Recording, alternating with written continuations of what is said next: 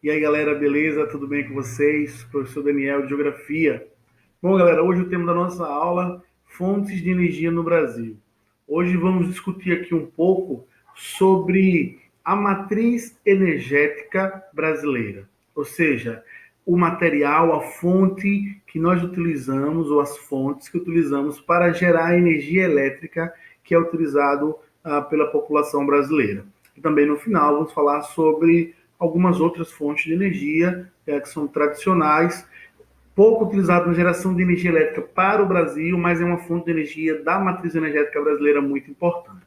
Tranquilos? Então, a matriz energética elétrica do Brasil é composta na sua grande maioria pela energia, pelas hidrelétricas, 64% das hidrelétricas, seguido da termoelétrica, a energia eólica e a energia nuclear, beleza? Lembrando que essa energia térmica, as termoelétricas, elas são abastecidas, mais à frente a gente vai discutir um pouco isso, por diesel, gás, e assim por carvão, e por isso que talvez vocês estranhem no começo a gente não falar sobre essas fontes, que é o petróleo e assim por diante, tá? Já que são bem importantes, mas lá no final a gente vai falar um pouquinho sobre elas também. Tranquilo? Bom, vamos falar. A energia elétrica corresponde a 18,1% da energia consumida no Brasil.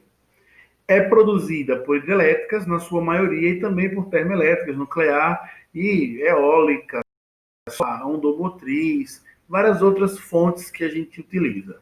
Como a produção no Brasil é predominantemente realizada a partir das hidrelétricas, dependemos do regime de chuvas, até porque quase que todos os rios brasileiros, têm um regime pluvial, ou seja, é alimentado, abastecido pelas chuvas. E aí, em um período de estiagem, um período de menor quantidade de chuva, a vazão desses rios diminui e também, consequentemente, a produção de energia fica complicada, fica comprometida. Desde já, é importante a gente entender que o que importa numa matriz energética de um país não é utilizar a melhor fonte de energia, até porque não existe essa relação de melhor fonte. Tudo depende das características daquela região, daquele lugar e a sua potencialidade de gerar energia. Mas uma coisa, desde agora, eu já falo para vocês. O importante é que haja uma descentralização da energia. Como assim, professor? Que a gente não fique dependente apenas de uma única fonte de energia, tá? Não somente da hidrelétrica, como a gente viu aqui nesse mapa, nesse gráfico, onde 64% da energia utilizada vem das hidrelétricas. A ideia é que haja uma descentralização. Usemos as hidrelétricas, mas também usemos mais a eólica, a nuclear, a biomassa e assim por diante. Sobretudo aquelas energias que são menos agressivas ao meio ambiente.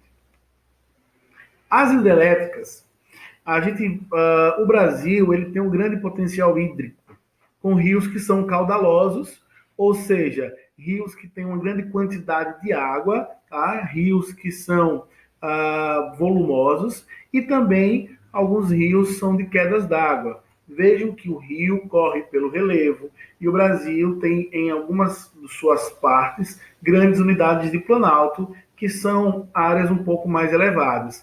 Então, o fato desse rio correr nessas áreas um pouco mais elevadas dá ao Brasil esse potencial hidrelétrico.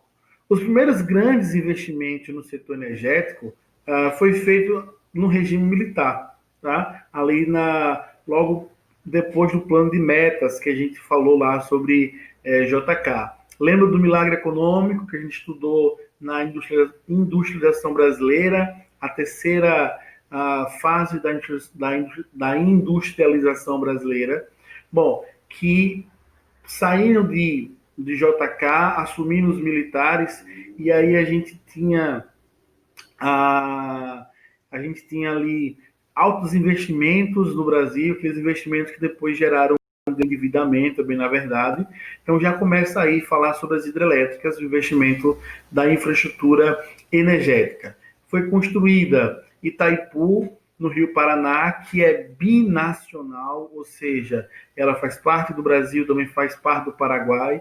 A gente pode entender o seguinte: a maior parte do rio, de onde a usina é construída e utiliza, é do Paraguai. Porém, todo o capital, todo o investimento para a construção foi brasileiro. Então, o Brasil é quem detém o monopólio para a administração da usina do Itaipu. E também nós temos a Tucuruí, no Rio Tocantins, essa construída lá naquele período onde também estudamos isso no extrativismo, foi o primeiro conteúdo da gente. Estudamos ali Serra Pelada e a necessidade de escoamento dos minérios de ferro, e aí também para a produção de energia para sustentar aquele extrativismo, aquela prática extrativista, também foi construída Tucuruí no Rio Tocantins. A região norte tem o maior potencial hidrelétrico, mas há um grande receio para o uso. Por quê? Por causa dos impactos ambientais. Então, a região norte ela é a região de maior potencial, mas cuidado que ela não é a região de maior produção de energia elétrica do Brasil. Ela tem um grande potencial, mas não é utilizado por causa desse receio para com os impactos ambientais. Atualmente, na região, nós temos a construção de Belo Monte, lá no Rio Xingu, que tem sido alvo de diversas críticas, porque a construção de Belo Monte, evidentemente, que vai gerar um grande impacto ambiental e também está utilizando terras de conservação, terras de preservação e terras de reserva indígena, onde na Constituição não permite o uso dessas terras. Então existe uma luta aí, mas que Belo Monte está sendo sim construída. Por isso que coloca aqui que os impactos, além de ambiental, também é de cunho social. Então imagine que diversas famílias vão ser desalojadas. Eu já solicitei para vocês uma outra vez, mas existe um filme chamado Os Narradores de Javé. É um filme brasileiro muito interessante que mostra a história de uma cidade, de um povo que vai ser preciso sair da sua cidade porque a construção de uma usina hidrelétrica vai inundar aquela cidade e eles vão ter que deixar para trás tudo, toda a sua história, onde eles enterraram os seus mortos e assim por diante. Aqui nós temos a imagem de Itaipu, do Tucuruí também. E a de Belo Monte, que está em construção. Bom, as termoelétricas é uma outra forma de gerar energia que nós utilizamos no Brasil. E elas atuam como fonte de energia complementar. O que é que isso significa dizer? Quando a usina hidrelétrica, as usinas hidrelétricas, a produção de energia não é suficiente, está comprometida, lembra que a gente falou sobre o regime de chuvas, etc. Então, se acionam essas termoelétricas. Elas podem funcionar à base de carvão, derivados do petróleo, como é o caso do diesel, e também de alguns produtos gerados pela biomassa. O Brasil, aí é que está uma grande questão, não apresenta grandes reservas de carvão mineral. Por isso que esse tipo de geração de energia não abastece todo o Brasil. É uma energia não renovável, porque a gente sabe que o carvão, o petróleo, a base de renovação dessas energias, desses produtos, o tempo é muito longo, então é considerado não renovável. Além de ser extremamente poluente, porque usa os derivados de petróleo, usa carvão, então há uma grande liberação de carbono. O gás também é uma fonte utilizada principalmente com o aumento da produção e da importação do gás boliviano. O Brasil tem um acordo com a Bolívia, né? Depois vai tratar um pouco sobre isso, sobre esse impacto nesse acordo, onde a gente importa o gás boliviano, porque o Brasil não é autossuficiente na questão do gás, por questões de investimentos e assim por diante, e também esse gás é utilizado nas termoelétricas. O óleo diesel, o óleo de xisto e o bagaço da cana são outros materiais também utilizados para abastecer as indústrias termoelétricas. O óleo diesel, que é um derivado do petróleo, o óleo de xisto, que é um óleo hoje que tem sido utilizado bastante, principalmente pelos Estados Unidos, o que fez os Estados Unidos ser hoje o maior produtor de petróleo e de óleo do mundo, e o bagaço da cana é a biomassa, tá? A biomassa, que é uma energia que a gente também vai falar um pouco, é uma fonte de energia que abastece as termoelétricas. Aqui eu trago para vocês as centrais termoelétricas a carvão em operação no Brasil. Vejam que são diversas, ó. Nós temos no Maranhão, no Pará, no Rio Grande do Sul, no Paraná, Santa Catarina, tá? No Ceará. E aí o que chama atenção é que a maior parte é na região sul. Por quê? Porque a gente sabe que no Brasil, a região que tem a maior concentração de reservas carboníferas é a região sul do Brasil. E aí a termoelétrica de Candiota. As usinas termonucleares, essa fonte de energia no Brasil, ela é de pouca expressão. Ela é fornecida por Angra 1 e 2 e nós temos Angra 3 que está em construção, só que Angra 3 está em construção há muito tempo e se vocês recordarem desse último governo de transição, né, até chegar ao atual governo, o então presidente estava envolvido aí em denúncias de corrupção nessa construção de Angra 3. O que aconteceu lá? Um superfaturamento. A usina termonuclear, ela é forte, ela gera muita energia. O urânio é um material utilizado, é encontrado em Minas Gerais, no Ceará, não é um material caro, apesar do Brasil não ter grande quantidade. O Brasil domina a tecnologia de enriquecimento de urânio para energia, para geração de energia, mas o Brasil não domina essa infraestrutura da construção. Então, muitas coisas que a gente construiu em Angra 1 e 2 foi importada de outros países. Para a gente ter uma ideia de como o Angra 3 foi complicado para o Brasil e é complicado, ainda não gastou milhões e milhões, ainda não foi terminado. E um outro problema aí é que a estrutura montada em Angra 3 ela já é uma estrutura arcaica. Então não sabemos se vale a pena continuar a construção ou deixar para lá esses bilhões que já foram gastos nessa usina. Aí uma imagem de Angra 1, e a gente sabe que o grande problema das usinas termoelétricas, termonucleares, é o risco de acidentes.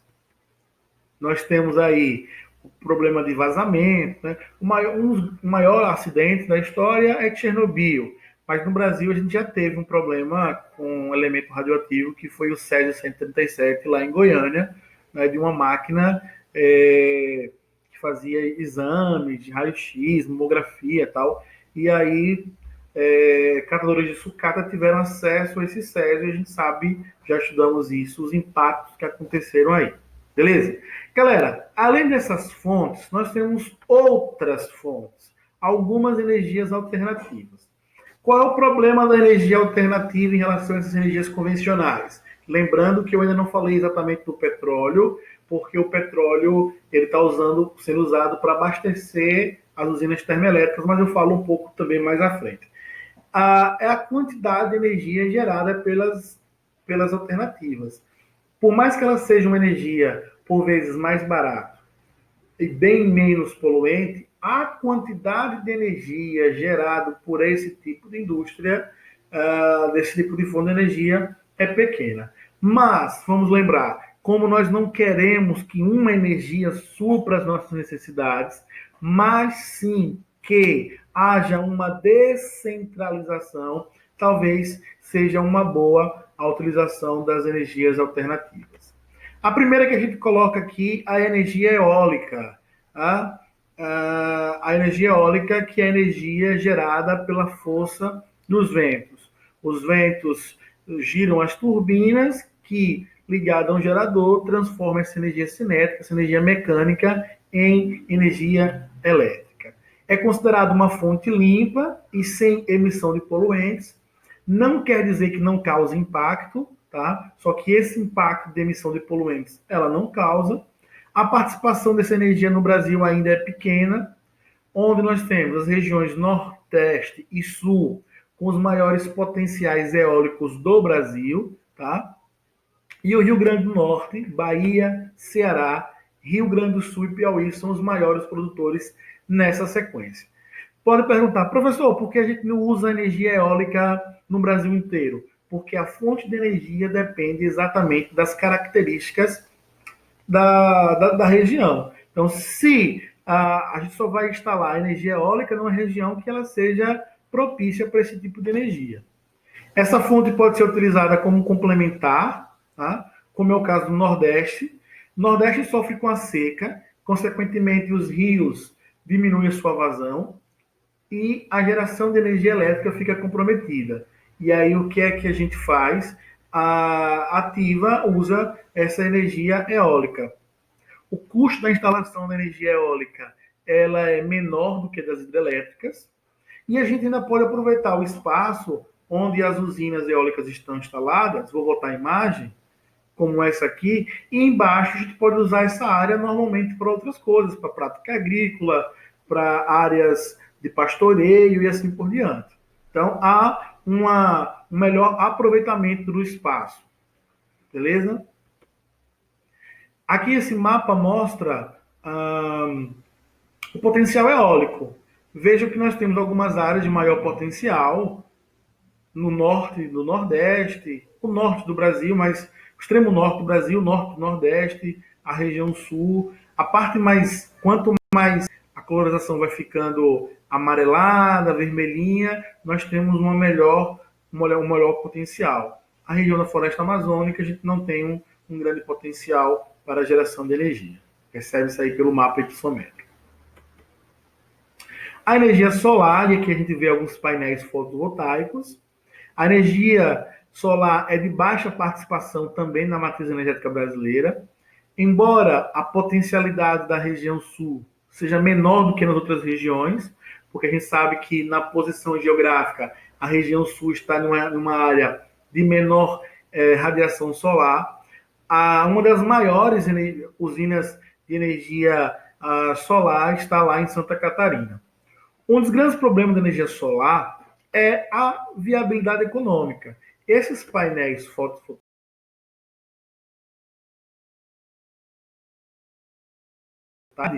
que têm chegado em diversos lugares têm feito com que as pessoas adotem em suas casas é um investimento a longo prazo que vai ser diluído na diminuição das suas contas de energia a utilização desses painéis fotovoltaicos, tá? O maior parque eólico da América do Sul, desculpa, não era para ser eólico, mas o maior parque solar da América do Sul está lá no Piauí. Claro, o Nordeste tem uma potencialidade maior, porque é uma região de grande radiação solar.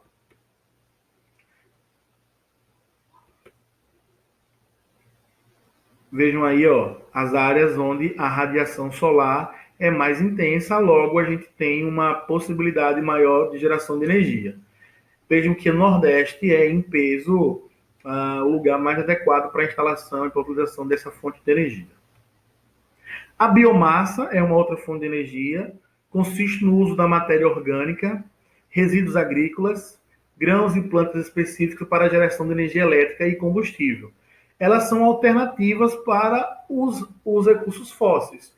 Assim faz com que a gente diminua, por exemplo, os impactos ambientais e também a dependência que o mundo tem do petróleo.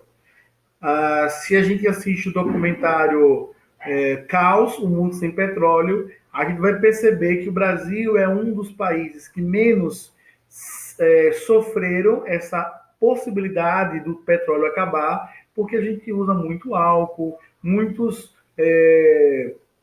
recursos que vêm da biomassa.